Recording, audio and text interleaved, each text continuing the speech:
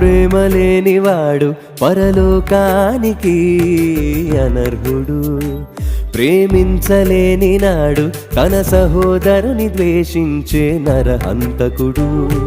ప్రేమ లేనివాడు పరలోకానికి అనర్హుడు. ప్రేమించలేని నాడు తన సహోదరుని ద్వేషించే నరహంతకుడు. ప్రేమ నేర్పించాలని నిన్ను ఈ లోకానికి పంపించెను ఆ దేవుడు. ప్రేమ చూపించాలని నీకు తన ప్రాణాన్ని అర్పించెను ప్రియ కుమారుడు. ప్రేమే జీవన వేదం, ప్రేమే సృష్టికి మూలం, ప్రేమే జగతికి దీపం.